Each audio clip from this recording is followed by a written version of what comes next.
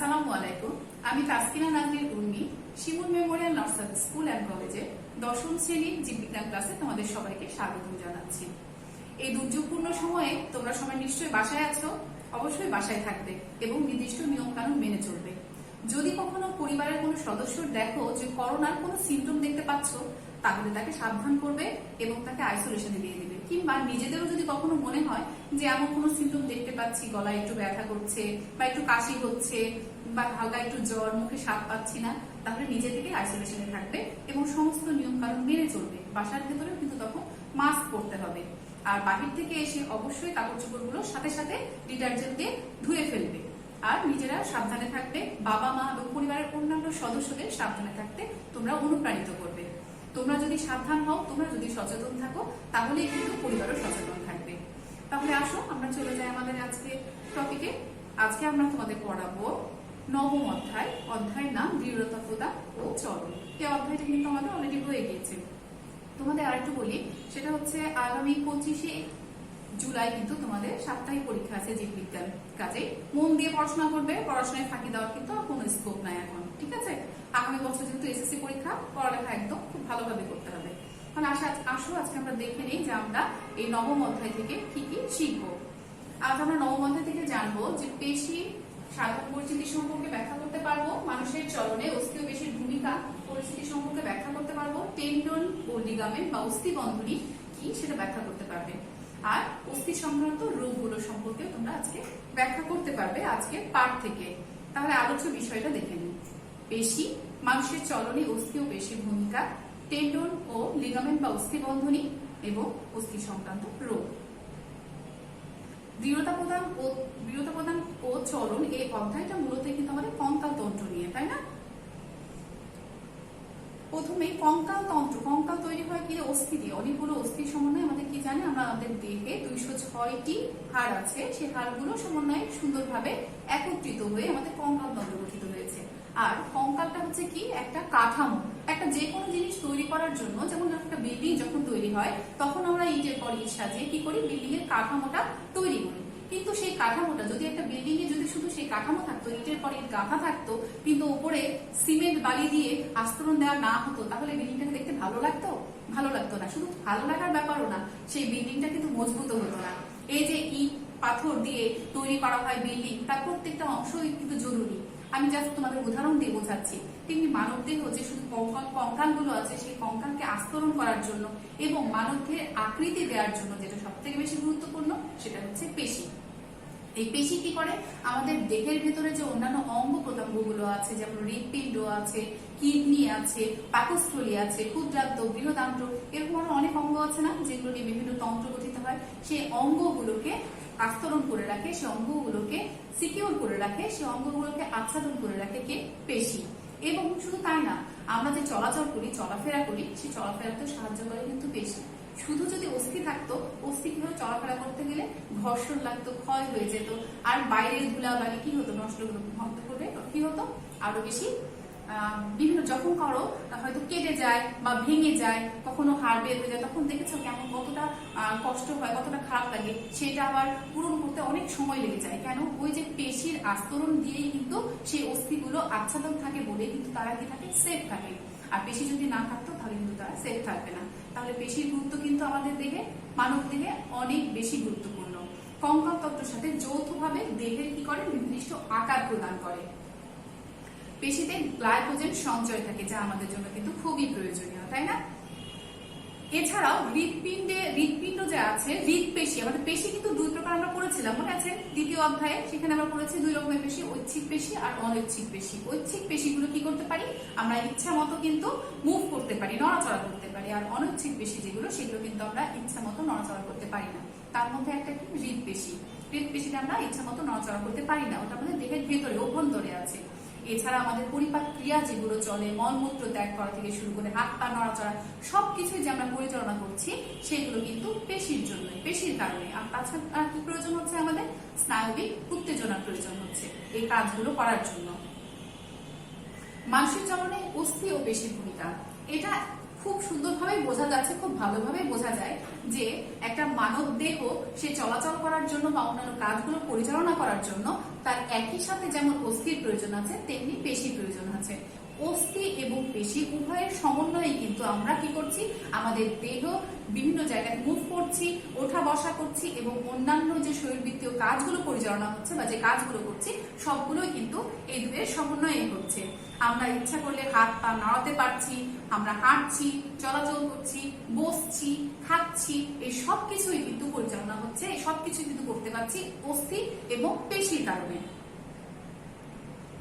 আসো এই যে আমরা এখন তোমরা ছবিটা যে দেখতে পাচ্ছ এখানে কি, এটা একটা হাঁটুর ছবি তাই না, এখানে পেশি আছে, এটা কিন্তু পেশি, এটা পেশি, এটা টেন্ডন আর এটা হচ্ছে লিগামেন্ট। আমার এখন করবো টেন্ডন লিগামেন্ট সম্পর্কেও করবো।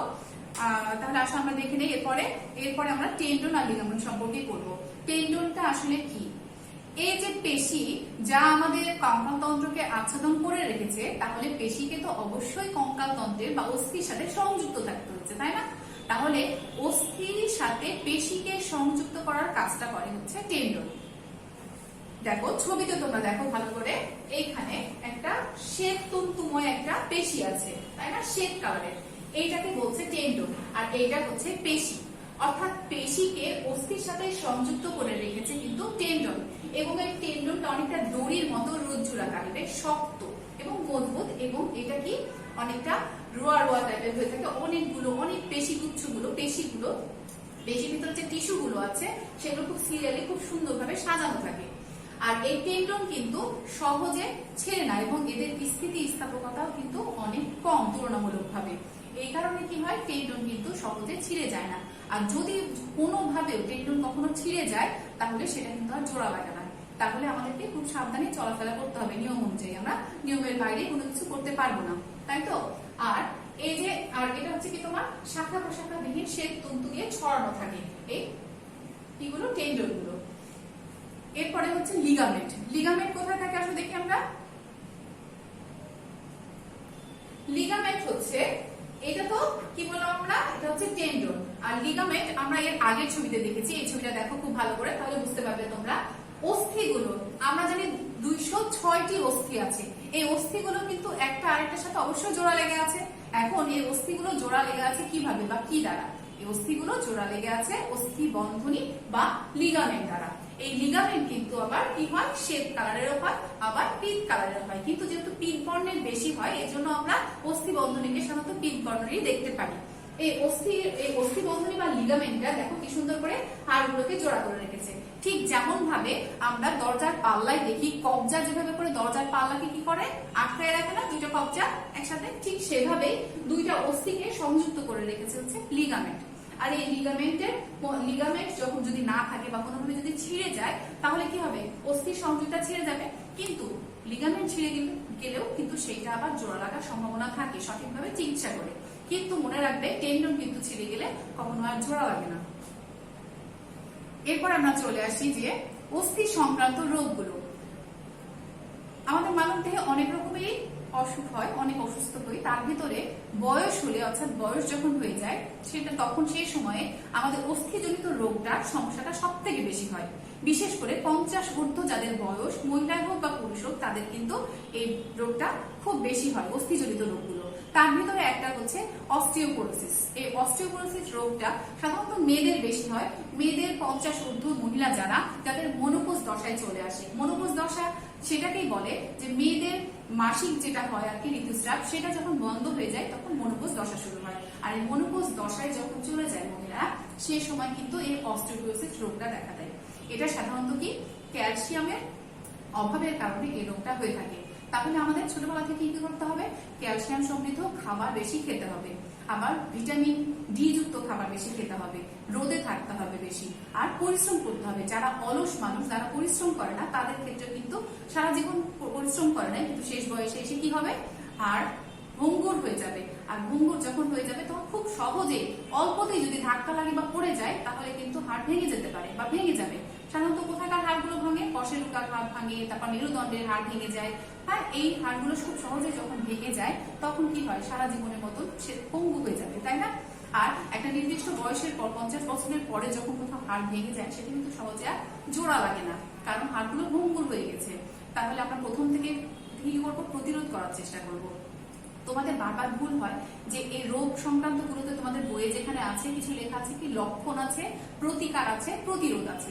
তোমরা প্রশ্নের উত্তর লিখতে যেয়ে কি করো, ভুল করো, প্রতিকার আর প্রতিরোধের মধ্যে গুলিয়ে ফেলো। প্রতিকার হচ্ছে যখন তুমি কোনো অসুখ বিসুখে বা কোনো কিছুতে তুমি ভুগছো, ধরো সাপোজ আমি অস্টিওপোরোসিস রোগে ভুগছি, এখন আমার অসুস্থ হয়ে গিয়েছে, এখন আমি এখান থেকে বের হবো কিভাবে, সেইটা হচ্ছে আমার প্রতিকার। তাহলে প্রতিকার করার জন্য কি করতে হবে, আমাদের দৈনিক হচ্ছে অন্তত মিনিমাম 1200 মিলিগ্রামের ক্যালসিয়াম জাতীয় খাবার খেতে হবে। আর কি করতে হবে, দুগ্ধ জাতীয় খাবার খেতে হবে, ননিযুক্ত খাবার খেতে হবে, হালকা ব্যায়াম করতে হবে, তাই না?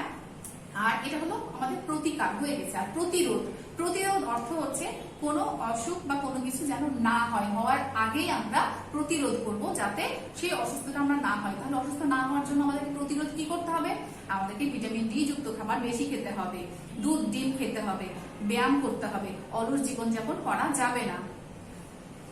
এরপরে আমরা চলে আসি আর্থ্রাইটিস বা গেটে বাত।